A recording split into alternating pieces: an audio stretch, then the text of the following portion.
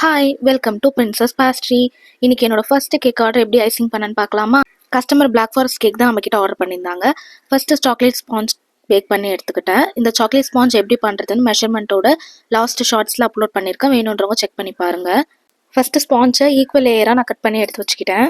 இதுக்கு தேவையான sugar syrup whipping க்ரீம்லாம் நான் ஃபஸ்ட்டே ரெடி பண்ணி எடுத்து வச்சுக்கிட்டேன். ஃபர்ஸ்ட் கேக் போர்ட்லேருந்து கேக் நகராமல் இருக்க க்ரீம் அப்ளை பண்ணிவிட்டு ஃபர்ஸ்ட் ஸ்பாஞ்சை எடுத்து ப்ளேஸ் பண்ணிட்டேன். சுகர் சிரப் யூஸ் பண்ணி கேக்கை ஈவனாக நல்லா வெட் பண்ணி எடுத்துக்கிட்டேன்.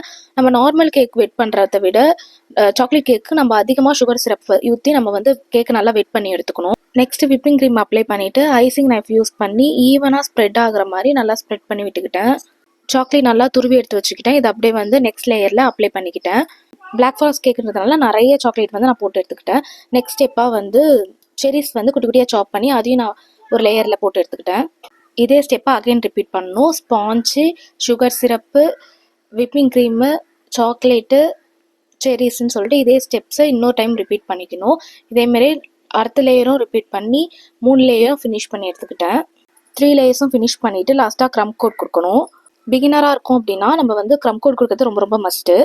க்ரம் கோட்னா ஒன்றும் இல்லை, கேக்கில் சின்ன சின்ன க்ரம்ஸ்லாம் எல்லாமே இருக்கும். அதை க்ரீம் வச்சு ஃபுல்லாக கவர் பண்ணிவிட்டு ஒரு 10 to 20 minutes ஃப்ரிட்ஜில் வச்சு எடுத்துக்கிட்டோன்னா கேக் நல்லாவே செட் ஆகிருக்கும். அதுக்கப்புறம் க்ரீம் வச்சு ஃபைனல் கோட் கொடுக்கும்போது ஈவனாக இருக்கும்.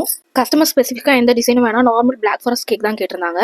பட் நம்ம ஃபஸ்ட்டு பண்ணுற ஐசிங் கேக்குன்றதுனால டிஃப்ரெண்ட்டாக பண்ணலான்னு சொல்லிட்டு ஐசிங் நைஃப் யூஸ் பண்ணி சும்மா டேப் பண்ணி எடுத்துக்கிட்டேன். இது பார்க்க ஸ்டார்டிங்கில் பார்க்க ஒரு மாதிரி தான் இருக்கும், ஆனால் ஃபினிஷிங் வந்து ரொம்பவே சூப்பராக இருக்கும். நீங்களும் பிகினராக இருந்தீங்க, உங்களுக்கு கரெக்டாக ஐசிங் பண்ண தெரியல அப்படின்னா இந்த மாதிரி ட்ரை பண்ணி பாருங்கள். எப்பயும் போல் பிளாக் ஃபாரஸ்ட்க்கு வர மாதிரியே நான் சாக்லேட்டை வந்து கார்னர்ஸ் ஃபுல்லாக கீழே மட்டும் அப்ளை பண்ணி எடுத்துக்கிட்டேன். நெக்ஸ்ட் 1M நாசல் யூஸ் பண்ணி சென்டரில் மட்டும் இந்த மாதிரி டிசைன் கொடுத்து எடுத்துக்கிட்டேன். அப்புறம் அந்த குட்டி சர்க்கிளில் வந்து கிரைண்ட் பண்ணி வச்சுருக்க சாக்லேட்டே சுற்றி போட்டு எடுத்துக்கிட்டேன். சூப்பராக என்னோட ஃபர்ஸ்ட் கேக் ஆர்டரை ஃபினிஷ் பண்ணி எடுத்துக்கிட்டேன். கஸ்டமர் ரொம்ப ஹாப்பியாக ரிவ்யூ கொடுத்துருந்தாங்க. கோயம்புத்தூர் கணபதி சரௌண்டிங்ஸில் இருக்கீங்கன்னா ஹோம்மேட் ஃப்ரெஷ் க்ரீம் கேக் வேணும் அப்படின்னா நம்மக்கிட்ட ஆர்டர் பண்ணிக்கோங்க. அண்ட் நம்ம ரொம்பவே குவாலிட்டியாகவும் அஃபோர்டபுள் ப்ரைஸ்லையும் சேல் பண்ணிகிட்ருக்கோம். நீங்கள் டேஸ்ட் பண்ணி பார்க்கணும்னு நினச்சிங்கன்னா 199 பென்டோ கேக் ஸ்டார்ட் ஆகுது. உங்களுக்கு வேணும் அப்படின்னா டிஸ்கிரிப்ஷனில் கொடுத்துருக்க இன்ஸ்டாகிராம் பேஜ்க்கு DM பண்ணி ஆர்டர் பண்ணிக்கோங்க. நெக்ஸ்ட் வீடியோவில் பார்க்கலாம். பாய்.